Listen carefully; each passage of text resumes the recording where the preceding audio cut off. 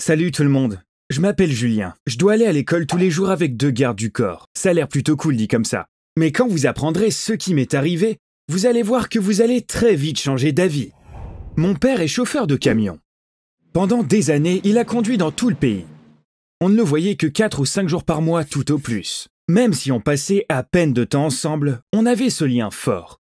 Les jours où il était à la maison, on jouait à des jeux de société. Il nous laissait toujours gagner ma sœur ou moi. Ces jours-là me manquent beaucoup. On était une famille très heureuse. J'étais heureux à la maison et à l'école aussi.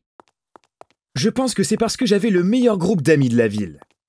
Matt, Jules, Chris et moi sommes amis depuis la maternelle. On est allés dans les mêmes écoles. On s'est promis de rester ensemble jusqu'à la fin du lycée.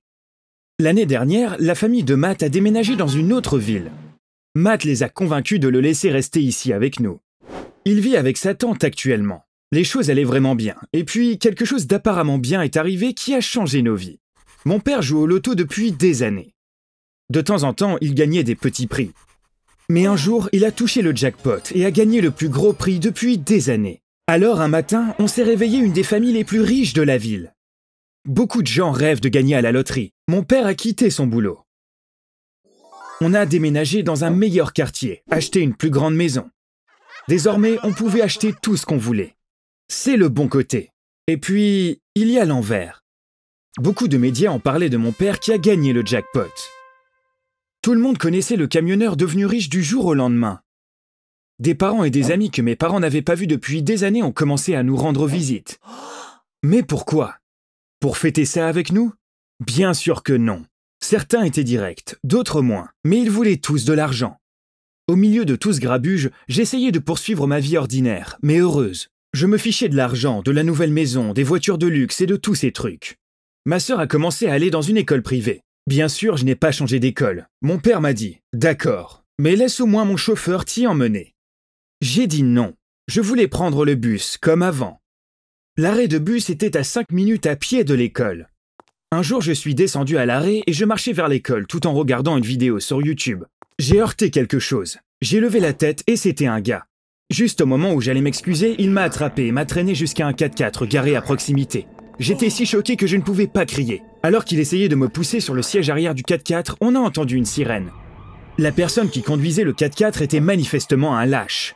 Il a démarré en trombe et est parti sans attendre son ami. L'autre type était stupéfait. Après un moment d'hésitation, il s'est mis à courir vers le 4x4. Naturellement, la police l'a suivi. Ils l'ont attrapé en un rien de temps. Il s'est avéré que ces types étaient des criminels. Quand ils ont su que mon père avait gagné au loto, ils ont décidé de me kidnapper pour obtenir une rançon. Ils me suivaient depuis des jours. Finalement, ils ont décidé de se lancer. Heureusement, j'ai été sauvé par une voiture de police qui passait par là. J'étais curieux de savoir combien ils allaient demander, mais je n'ai jamais pu le savoir. Naturellement, mon père était très inquiet. Et il avait raison. Il pouvait y avoir d'autres personnes ayant eu la même idée. Tu ne peux plus aller à l'école tout seul. Je vais engager une société de sécurité. Ils t'accompagneront partout, a-t-il dit.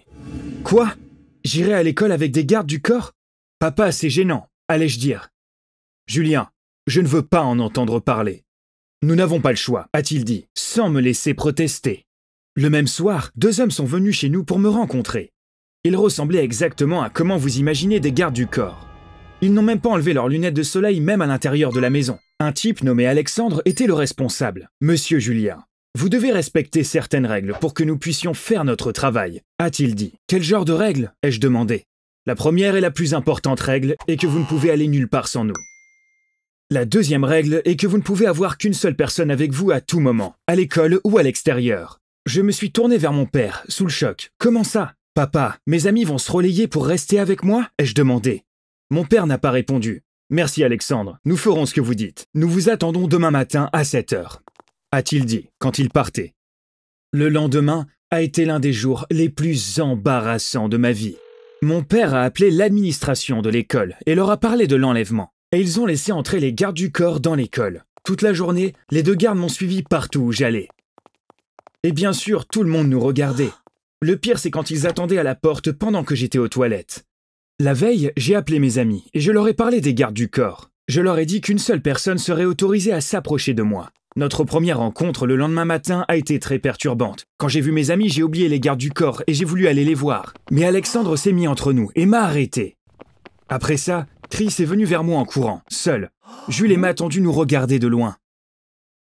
On n'était pas habitués à ça, mais on ne pouvait rien y faire. On a dû jouer le jeu pendant un certain temps. Près d'un mois s'est écoulé. Je pensais que je finirais par m'y habituer, mais ça n'a pas été le cas. J'étais encore très mal à l'aise d'être accompagné de gardes du corps. Le pire, c'est que ma relation avec mes amis a souffert beaucoup plus que je ne pouvais l'imaginer.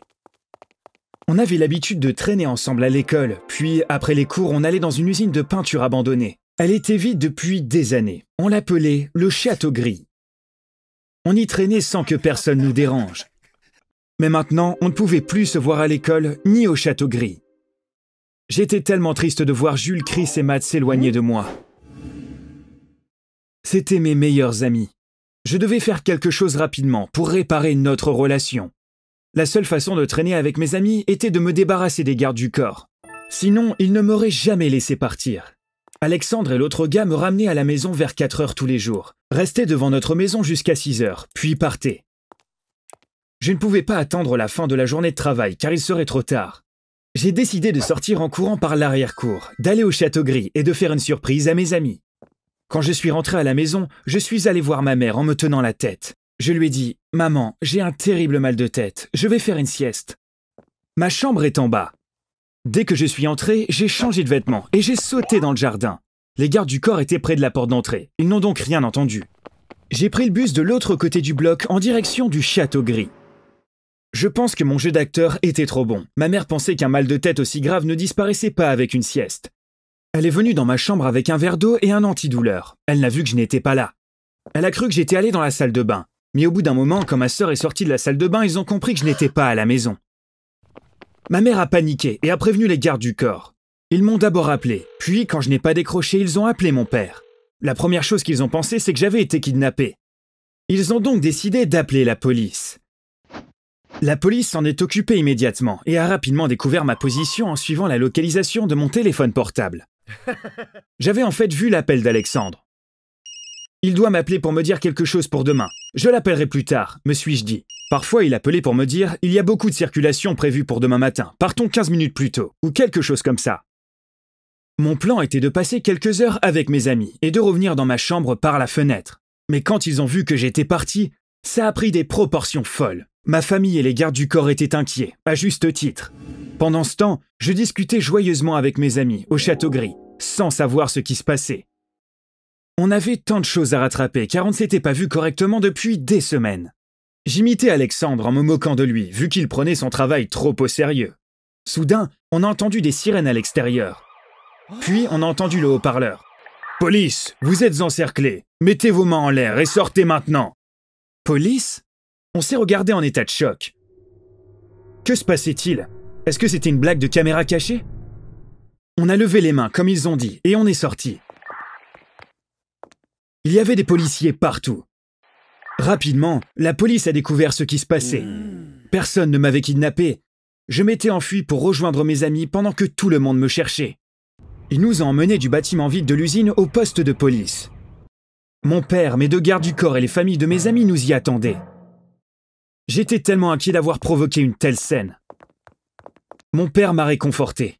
« Julien, je te comprends, fiston. Cet argent a apporté beaucoup de bonnes choses dans nos vies, mais il a aussi causé beaucoup de problèmes, a-t-il dit. Papa, j'étais vraiment heureux avec mes amis. Je veux traîner avec eux, ai-je dit. Et il a mis la main sur mon épaule et a dit « Je vais arranger ça. J'ai eu une idée pendant que je t'attendais, a-t-il dit. Vous voulez savoir quelle est la brillante idée de mon père ? Acheter le Château Gris. Oui, il a trouvé le propriétaire du bâtiment, lui a fait une offre et a transformé cet endroit en un terrain de jeu pour nous. J'ai alors compris qu'être riche n'est pas si mal après tout. Après l'école, les gardes du corps nous emmènent au Château Gris. On finit d'abord nos devoirs à la bibliothèque. C'est la condition de mon père. Après ça, on fait ce qu'on veut. Certains jours, on joue à la PlayStation sur un écran géant dans la salle de jeu. Parfois, on organise un tournoi de bowling. Et parfois, on regarde un film dans notre salle de projection privée. Quand on joue au basket sur le terrain extérieur, les gardes du corps nous rejoignent. D'ailleurs, je dois le dire, Alexandre y joue vraiment super bien. C'est mon histoire. J'espère que vous l'avez aimé. Merci de m'avoir écouté. Si vous aimez les histoires basées sur des événements réels, vous pouvez vous abonner à cette chaîne dès maintenant. Au revoir.